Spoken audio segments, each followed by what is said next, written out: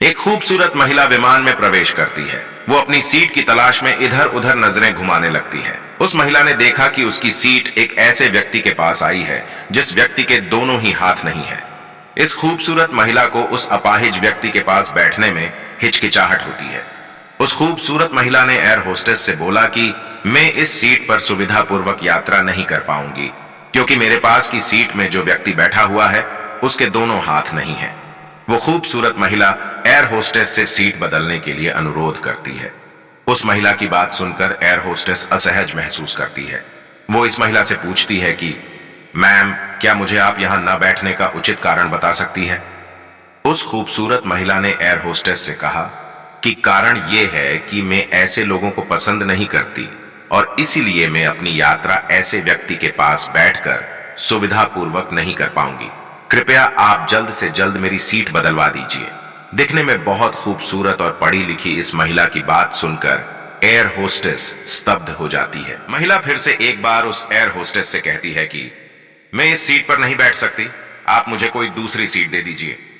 Air hostess ने खाली seat की तलाश में चारों ओर नजर घुमाई, पर कोई भी सीट खाली नहीं दिखी।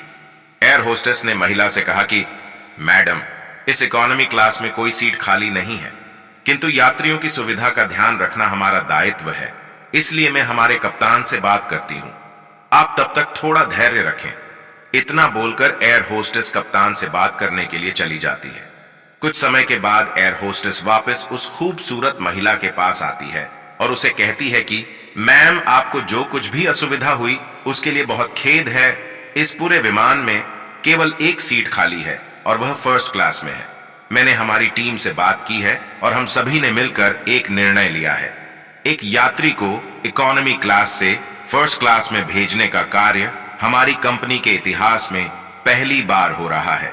एयर होस्टेस की बात सुनकर वो खूबसूरत महिला बहुत ज्यादा खुश हो जाती है, लेकिन वो महिला अपनी तरफ से कोई भी प्रतिक्रिया व्यक्त करे उससे पहले एयर होस्टेस उस अपाहिज व्यक्ति जिसके दोनों हाथ नहीं थे उसकी ओर बी और एच गई और उससे विनम्रता पूर्वक पूछा, सर, क्या आप फर्स्ट क्लास में जाने के लिए तैयार हैं? क्योंकि हम नहीं चाहते हैं कि आप एक अशिष्ट यात्री के साथ यात्रा करके परेशान हो। एयर होस्टेस की बात सुनकर विमान में बैठे हुए सभी यात्री ताली बजाकर इस निर्णय को सलाम करते हैं।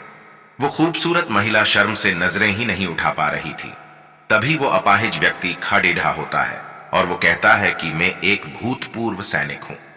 मैंने एक ऑपरेशन के दौरान कश्मीर सीमा पर हुए बम विस्फोट में अपने दोनों हाथ खोए थे।